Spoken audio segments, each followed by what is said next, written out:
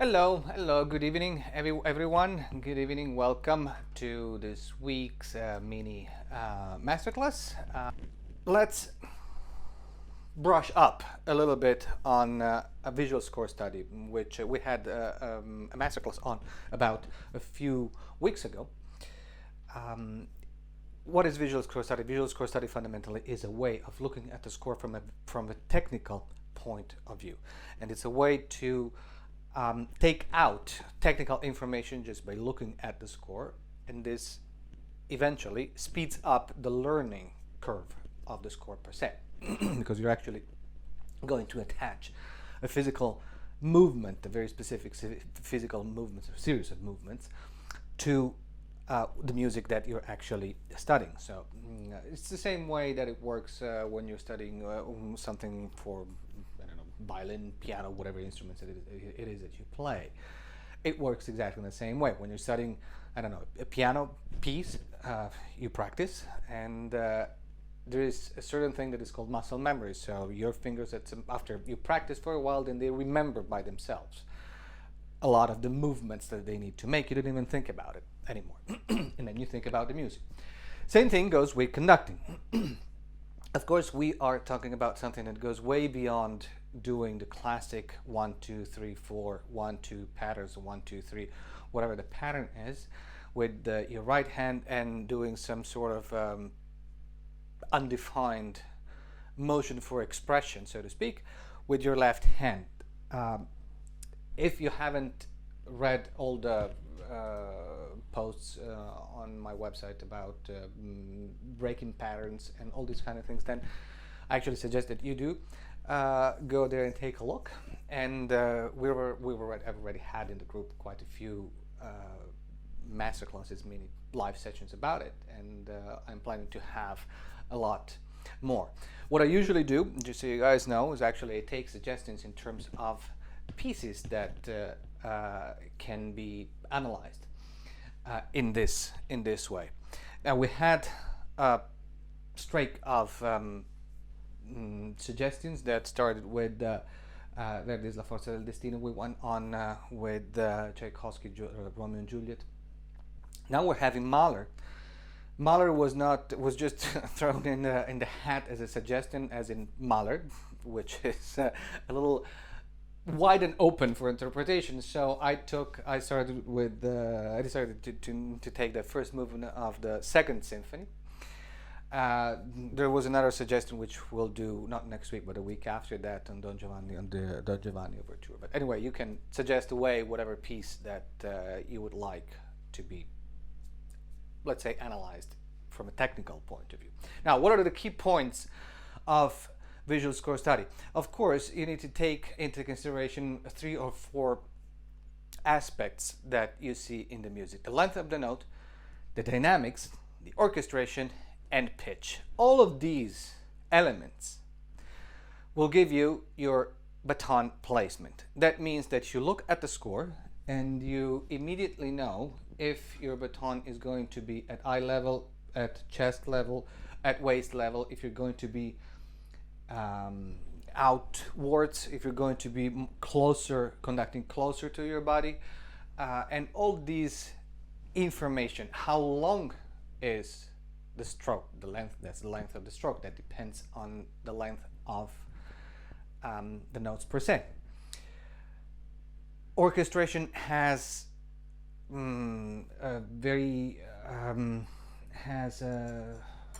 plays a role in the weight of the stroke and where the stroke is placed. Basically, just to say it in a really easy way, to explain it in a really easy way, if the music is down, is orchestrated down in the low register of the orchestra, you conduct down. If the music is up, you conduct up. That's the bottom line of it. Pitch has a role in how your hands shape how your hands move. You move your hands. The shape of your hand, of the movements of your hands, reflects the shape of the phrase that you're conducting. And we'll see a few examples of this in tonight's piece. So, how about we start with the score, with tonight's score.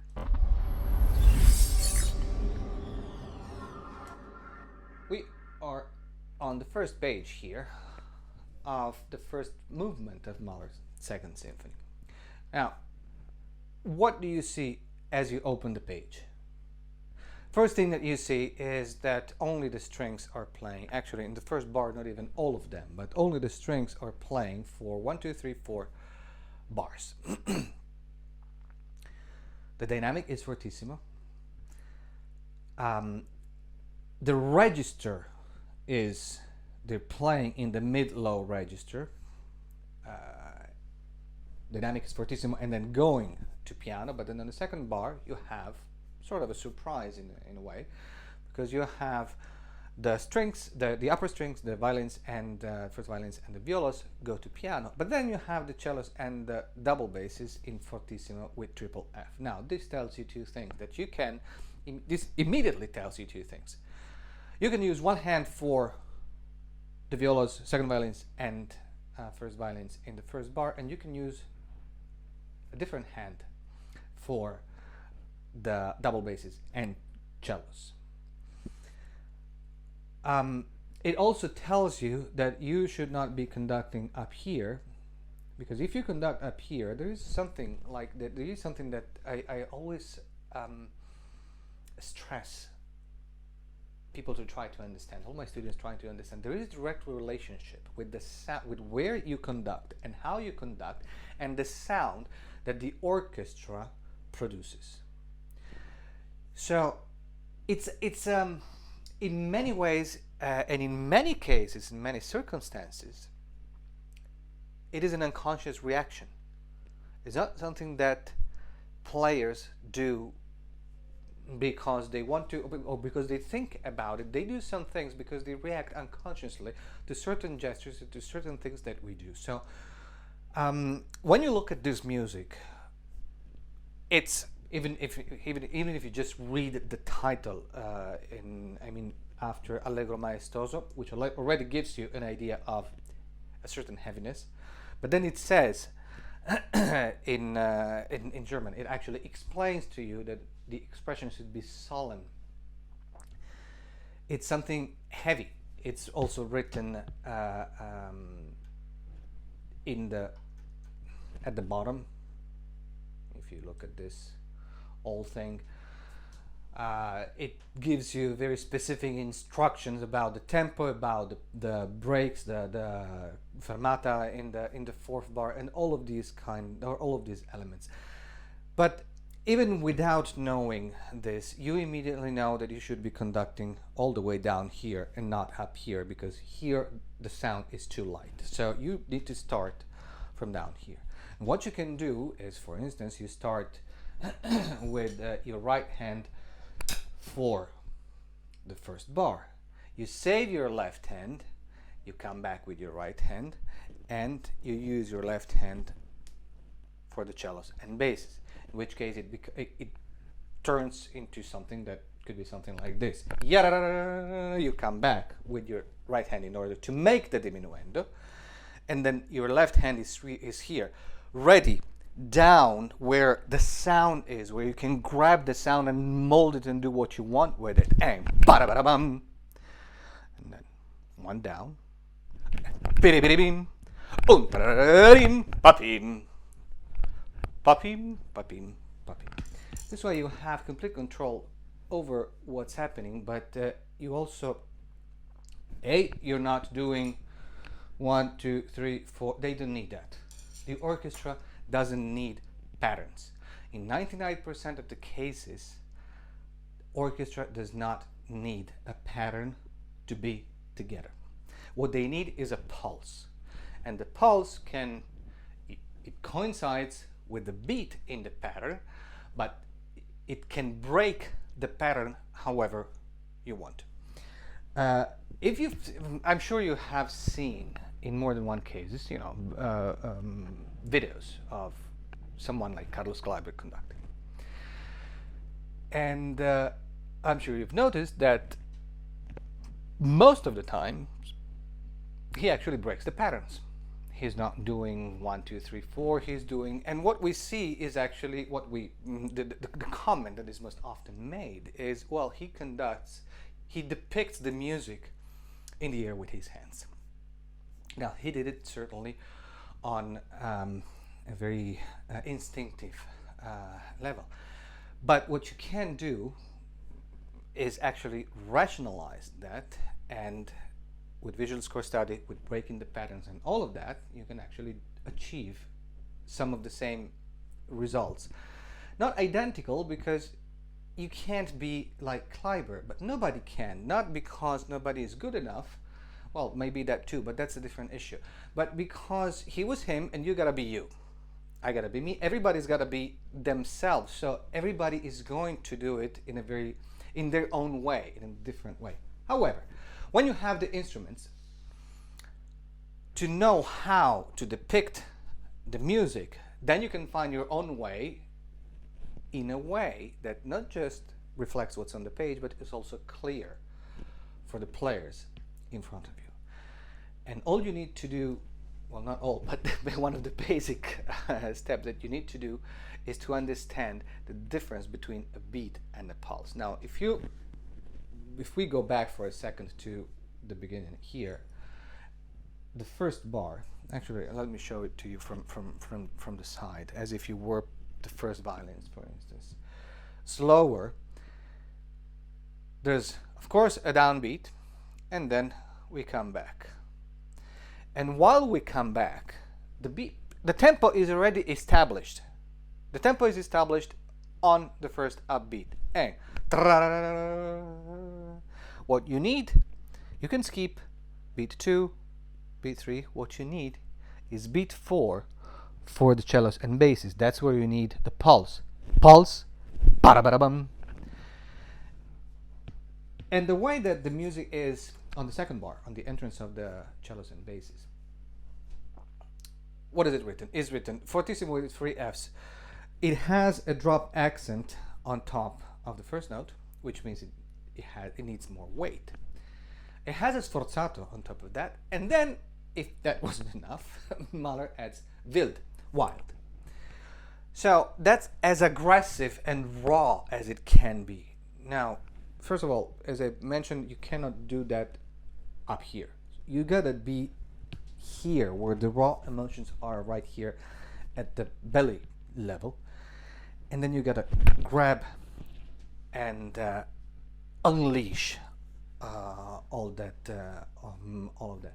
Now, aside from the philosophical concept and music concept and sound concept that you might have in your head, which is perfectly fine, what the players need is a pulse on beat 4, the first bar.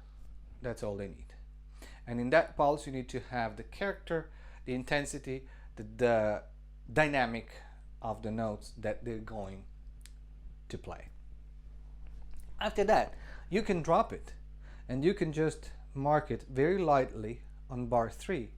After you go on for a second round at the end of the third bar, so you need another clear pulse, upbeat, for the downbeat at bar number 4. Now, if you look at one more detail in this beginning, once you've done the first bar, when I did the upbeat, I didn't do 4-1.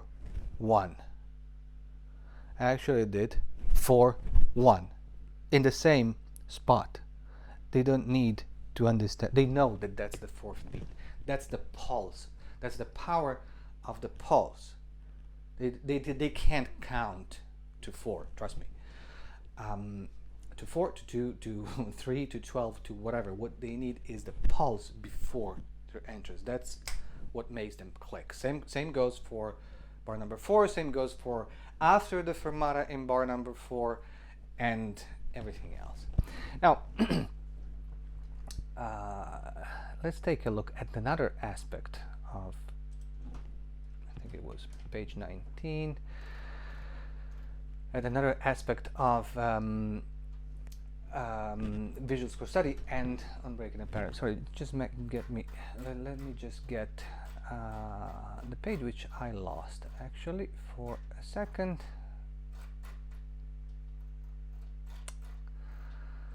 Yeah, here we go.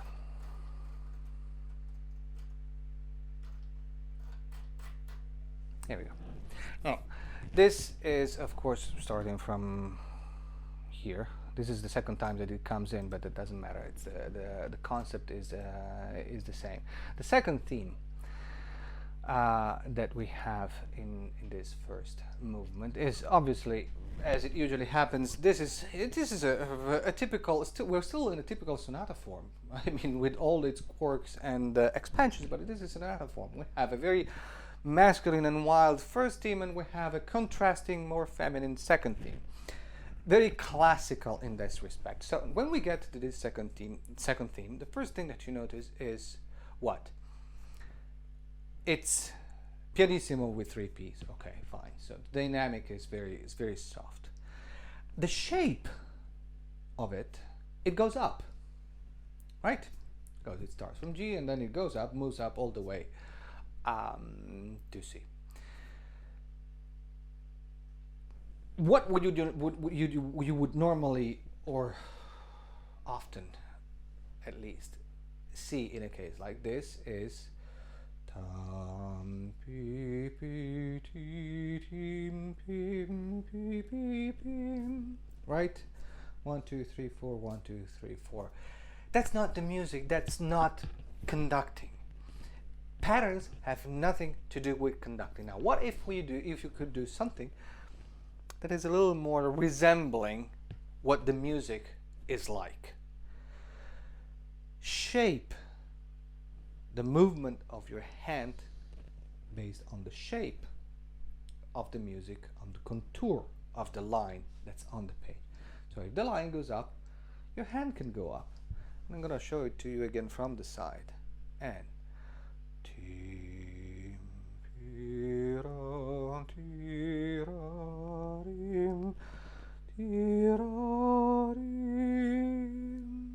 see, I went from here to here. This is the span of an octave, give or take. That's pitch registration.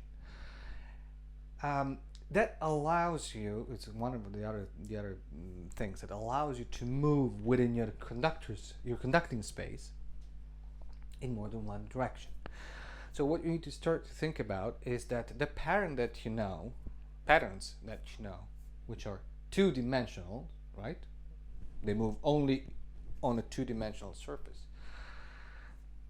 You can turn them into three-dimensional and use this space as well as this space as well as this space.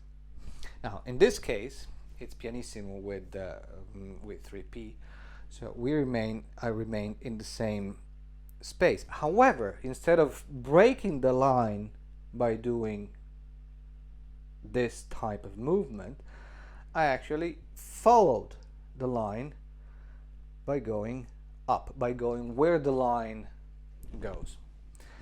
And the only thing that the players need in order to follow these type of movements is the pulse that you have in between. Now, in this case, they would need a pulse before starting on the first bar, of this line. They would need a pulse on the second beat. It's the one that determines, in this case, the tempo, if you wish, because nobody else is playing. Everything is stopping. And then, if you want to drag it a little more, as it is written, then you can add a slight pulse on each note going up, and you can carry the sound from one note to another. And this is another really important concept that goes not just for Mahler, but it goes for every type of music, especially romantic music, especially the music where you need a mass of sound You need to carry the sound from one pulse to the next, and the way to carry the sound is to not get ahead of the sound. So let me explain this for a second. Let's say we have a tempo that is 1, 2, 3, 4. Let's take a regular pattern just for simplification. When you don't carry the sound, and this is something that you often see, and if you take any video of any conductor, and well, not of any conductor, but a lot of conductors out there, and you actually see that they're not carrying the sound, they're actually moving from 1 to 2, 3, 4, and then they wait, or they put some weird movement in between to make up for the time that they need from one beat to another. This is particularly evident when conductors conduct in one. So you have 1, 2, 3, 1, 2, 3, 1, 2, 3, and you see a lot of conductors doing 1, 2, 3, and then wait, 1, 2, 3, and then wait, 1, 2, 3, and then wait, or even worse, 1, 2, 3, 1, 2, 3, and then the 3 becomes the 1 in the same place, position of the 1. That A, confuses the players who stop looking, B, doesn't fulfill the sound that you're setting up. So in order to carry the sound and get the same response from the players, you need to feel the resistance from one pulse to another, as if you were holding like your finger on the baton, and when you move, you can actually see the baton bending a little bit because it feels the resistance of my finger in this case. And that's the type of resistance that you need to feel from one pulse to another, whether it's up or down or sideways, it doesn't matter. This is how you get the sound out of the players. It's exactly how string players dig into their instrument when they're playing. I hope that is everything that I've been saying so far is clear for everyone. But please, if you do have any question, I mean, we'll get some Q&A at the end, of course. But please, if you do have any question, do let me know if something is not clear, either in the chat or speak up. Because I know that these concepts are well, let's say not that common in a way, and can be quite tricky to understand, at least the first time around. However, if there are no questions, and then let's move on, and we go to page what was it, 26, 29, right. This is one of the key passages of the symphony, right? I actually always take, whenever I explain visual score study, I do take this particular part in as an example, because what do you see here on the page is first thing that you see without knowing, even if you didn't know the music.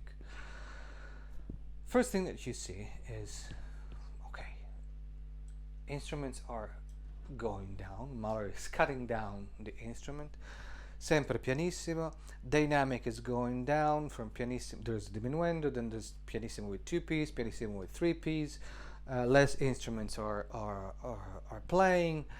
So, okay, this page is a general diminuendo, right? Very well.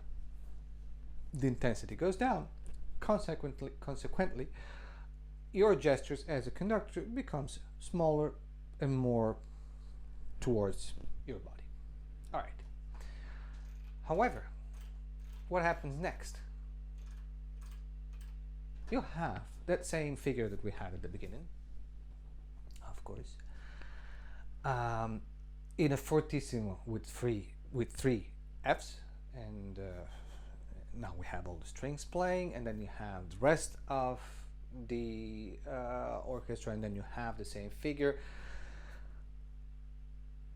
But if you look at the page, you do have a few blocks that you can spot. One is the string starting on the downbeat of the bar. Then you have the entrance of the woodwinds, of the winds and the percussions. Then you have the strings again on the downbeat of the following bar. And you have the rest of the orchestra again. And then the strings. And then the timpani. Right here. So when you look at this in technical terms, the question is, what does the orchestra need? The orchestra needs an upbeat for the first bar, the strings. Then they need a pulse on beat number 3, because where everybody else comes in, right? They come in on number 4, so of course your upbeat should be on beat 3. Then you need a pulse on the 4th beat for the following entrance of the strings, right here. But then you need a pulse on the 2nd beat because the orchestra is coming in on the 3rd here, and so forth. You can see where I'm going with this. There's a lot of things that you can gather from the score. Oh, somebody is leaving. I just saw the message. Well, thank you very much. I'm glad that that you liked it, and I'm looking forward for you to come back next time. If you have any questions that come up, that come to your mind throughout the next few days or so, just put them in the group. Just create a post in the group, and I'll answer them gladly. So thank you, and I will see you next time, I guess. Thanks. All right, so we go on, and I was saying you can gather there's a lot of information that you can gather right away. There's also one other thing that you can say. You say, okay, well, this is schnell, of course, fast, but you have the same raw component in the sound that you have at the beginning, and you can say, okay, well, I can switch hands again. I can use the left hand for the strings, and I can use the right hand for the rest of the orchestra, or vice versa. However you want to play it, you can also do it the other way around. There's no set rule in that respect.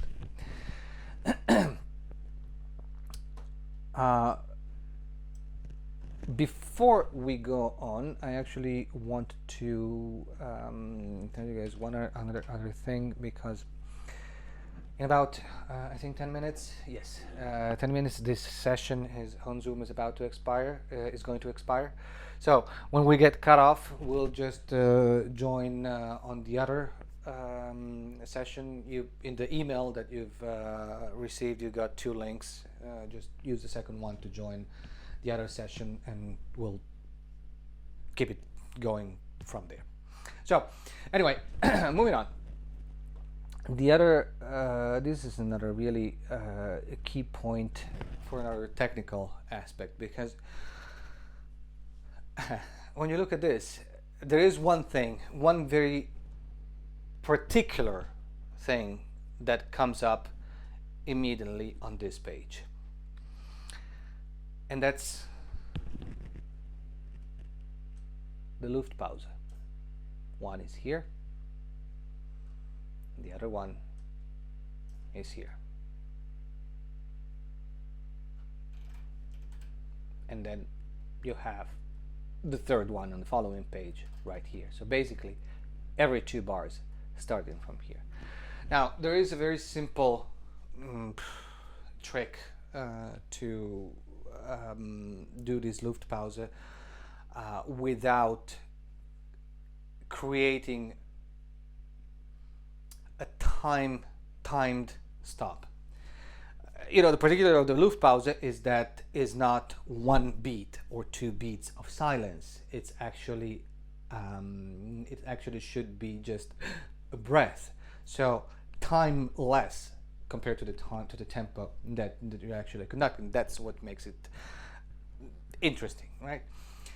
However, in order to do that, if you do that, if we start from the molto ritenuto, right? If we start from here, and you just do da pam pim pa, I've just added one extra beat.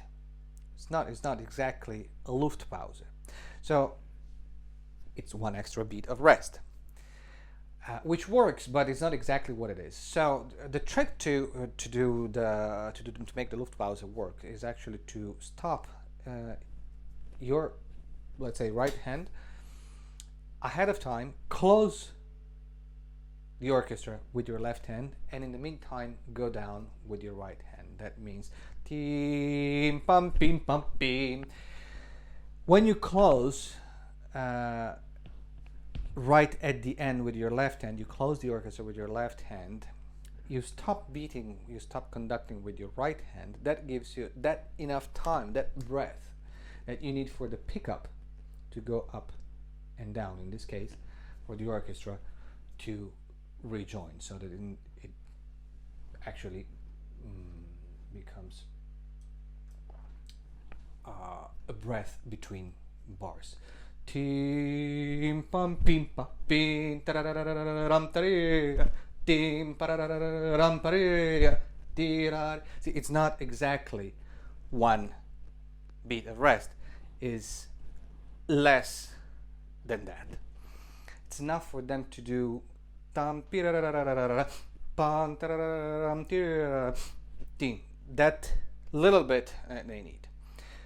It does take a little bit of practice, and the way that you can practice this is, of course, as you anything technical that you practice, whether it's in your instrument or with conducting, you practice it slowly until you get it, slowly until your hands and arms have understood the movements that they need to make, and then you can do it faster.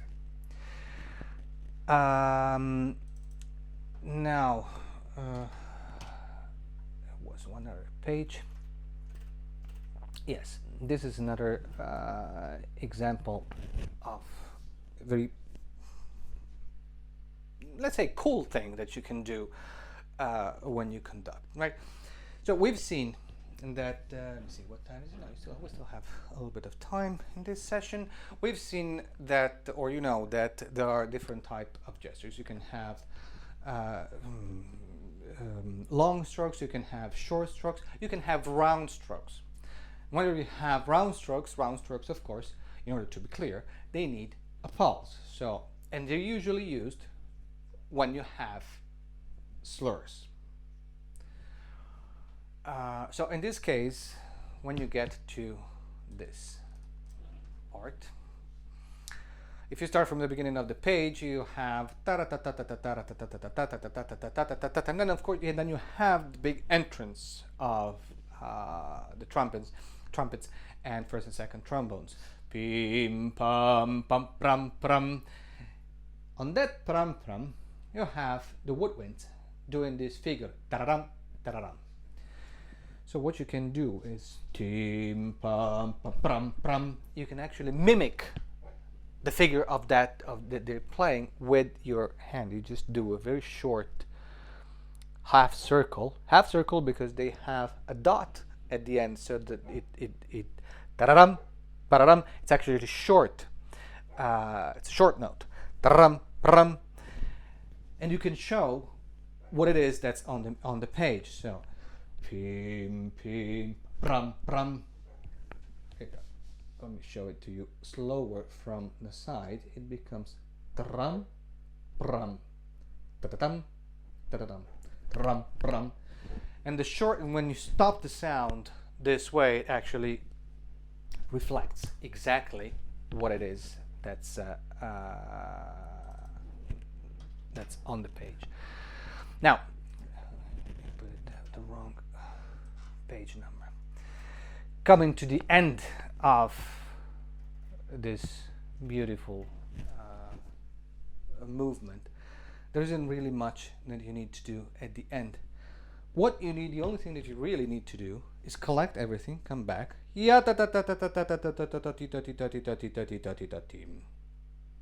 and you end up right in the center, in the middle, right here, in the middle of your body, down in your lower region, at waist level. And all you need to do for these pizzicato and timpani to be together is this. Now I'm a little higher because otherwise the camera doesn't pick me up, but what you need is this movement. Plum, plum. This is all you need for them to go together and to be perfectly together on the last two beats.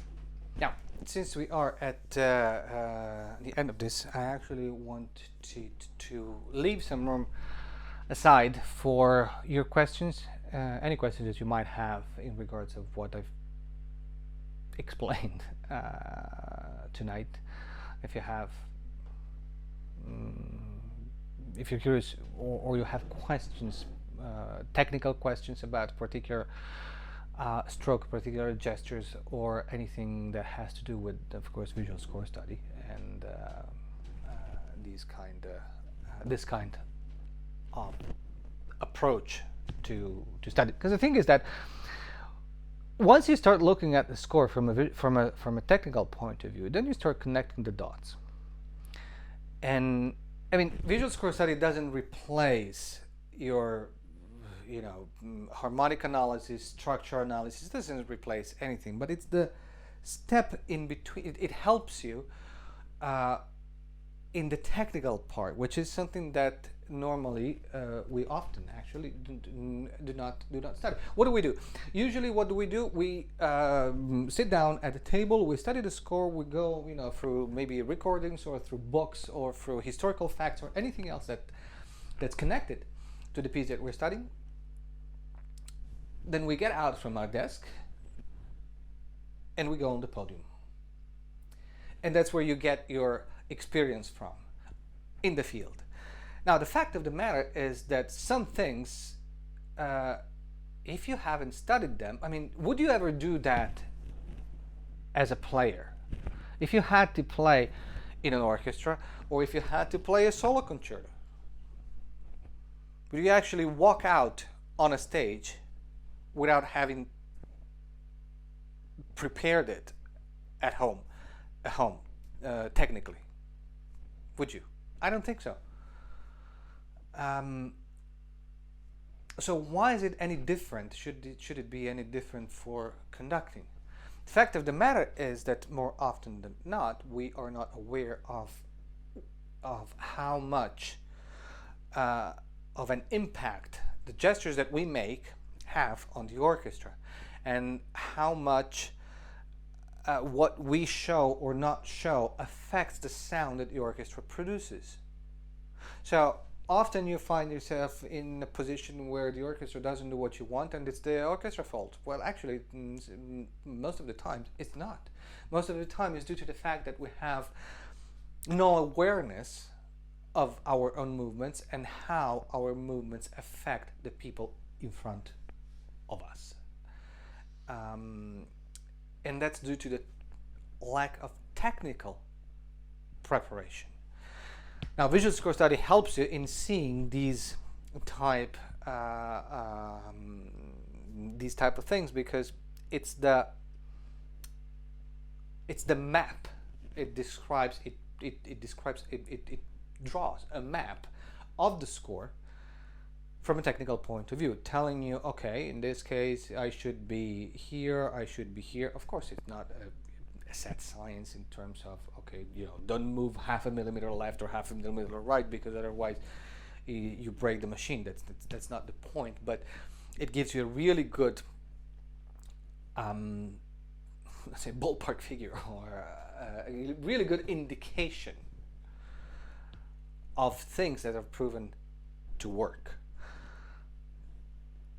If you want an airy, particularly airy sound, and the flutes are playing up here, then you conduct up here. That's where it makes sense to conduct. You don't conduct down here. Why?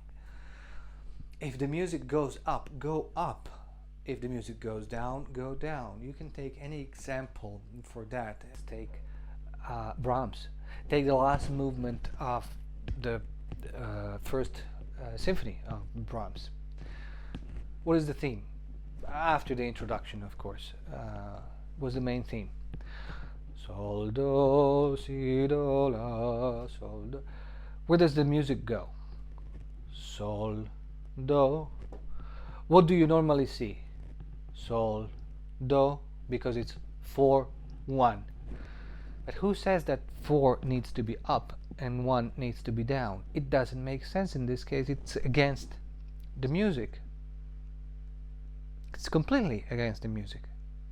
And 4 can be down as long as it has a pulse.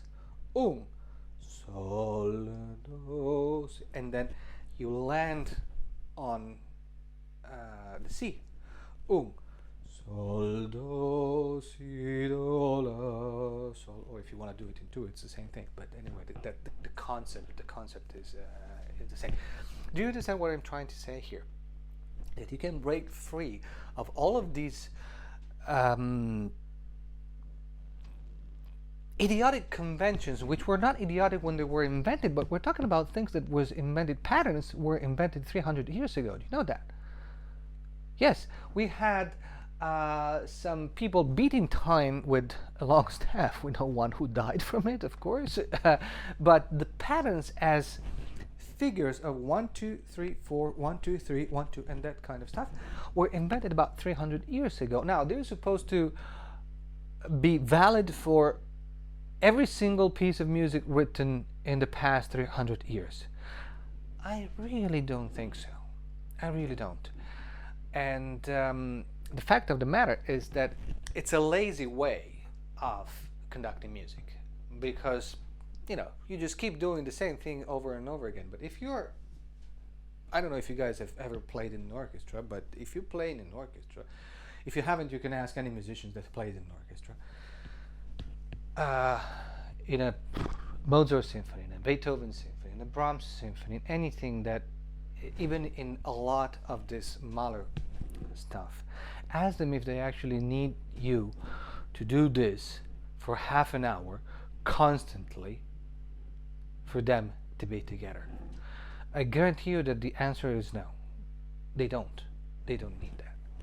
So anyway, I went a little bit off. I digressed a little bit, but please let me fire away the questions that you have.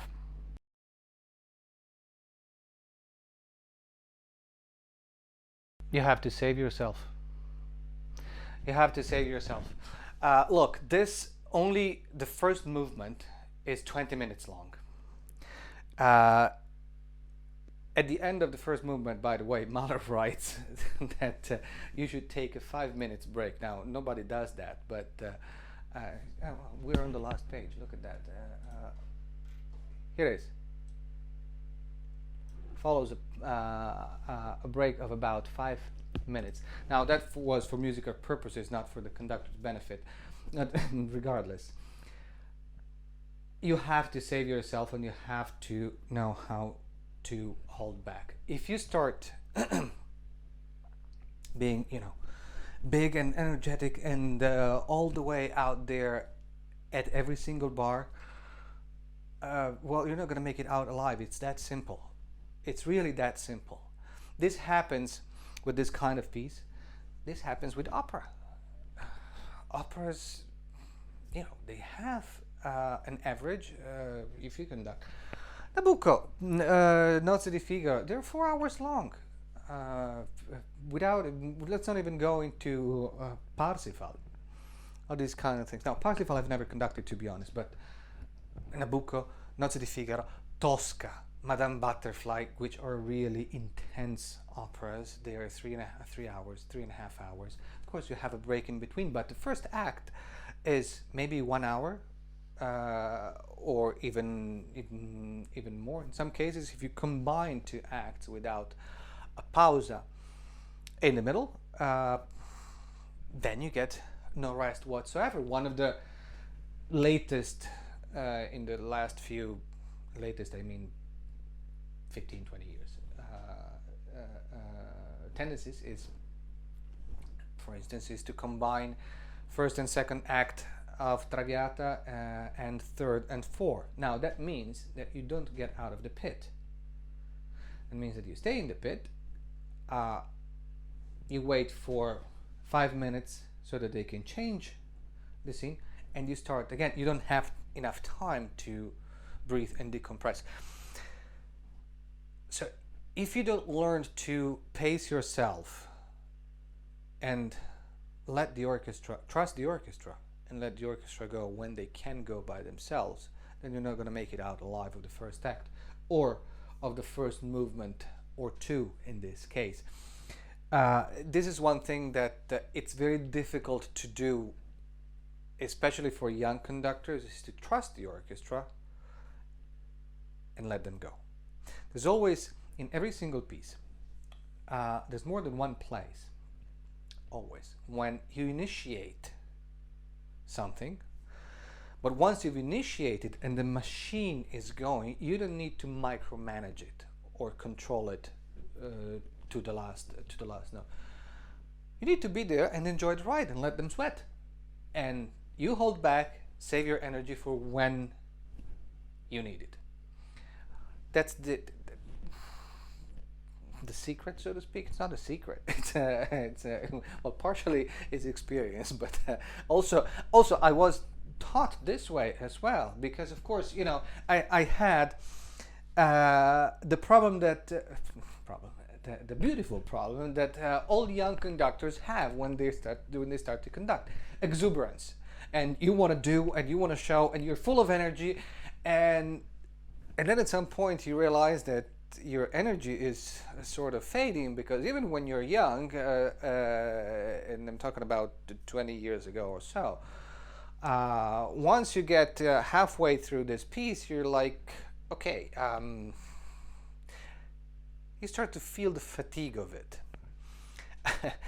and then you learn that you really have to pace yourself. But pacing yourself only means knowing when to let go and when to take the reins. This is one of the most important things that you need to learn in conducting. This is not a technical thing. This is something that you learn, yes, in the field, with experience, with somebody guiding you and telling you, okay, this you can let go, and this you really need to be after the orchestra. Because, as I said, the orchestra per se can play pretty much without a conductor. However, there are places where you need to be there, not because they cannot play without you, but because you want to imprint your idea, your sound, and you need to give them something to react from, right? But once you've done that imprint lasts what? 1 bar, 2 bars, an upbeat.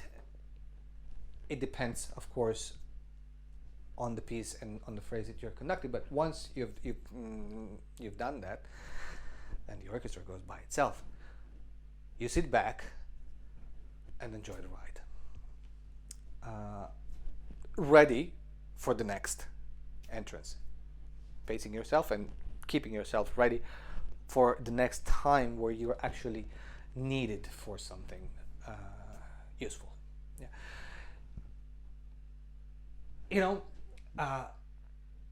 in a lot of German music, Mahler included, of course, there's always one point where there is a chorale, right? And one of the stylistical things about chorale is that they're usually, played by, at some point, they get played by the brass section, heavy, forte fortissimo, blasting out everything.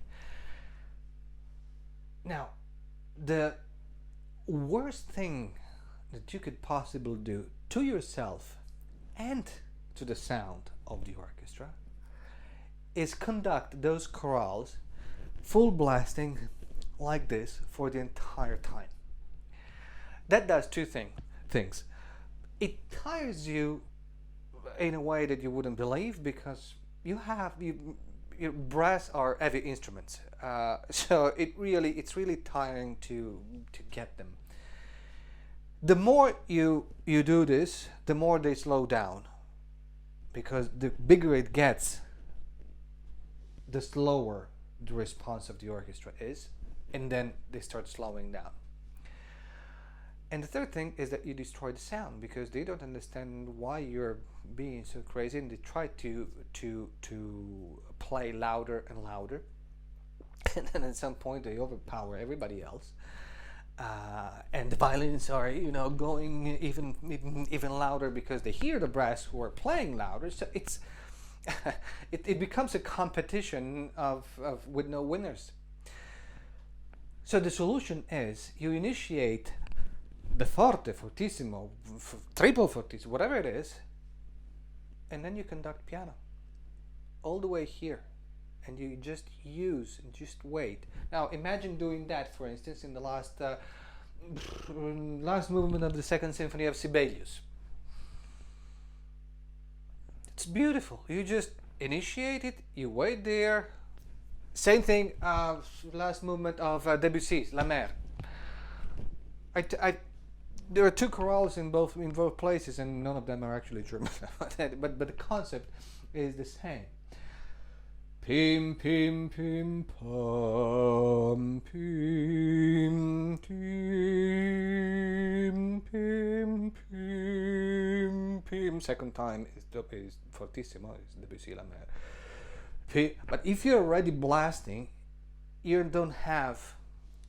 You get tired, and you don't allow yourself enough room to for the other fortissimo, and then in order to get the other fortissimo, you're gonna have to be even bigger. You're bound to lose. It's a battle that you're going to. It's a battle with yourself that you're going to lose. So. Pim pim, initiate the forte, and then same thing in this. You don't need to do in the last two bars of this piece. You initiate the fortissimo, and then you just keep it. And then if you want to have the end of it, the orchestra is not going to lose tension or anything.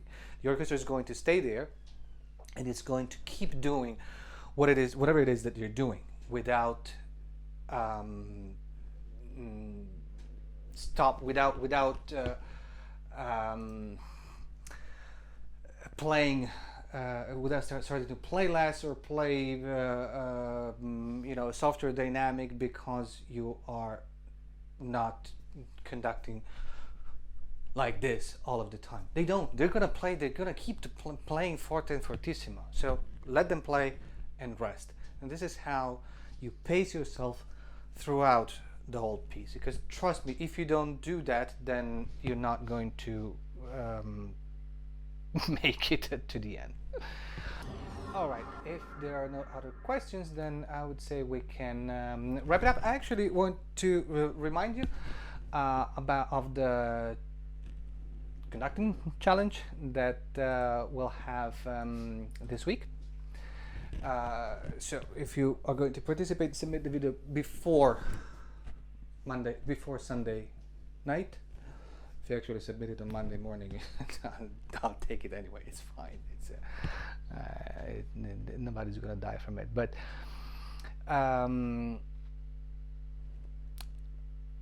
try to incorporate some of these things about breaking patterns and everything that we've talked partially tonight, and in the other things. If you have any questions, please do let me know in the group, in the chat, or anywhere else, and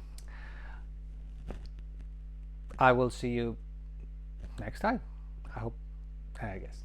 Well, I hope you enjoyed it, and everybody have a great evening. See you in the group and see you next time. Ciao.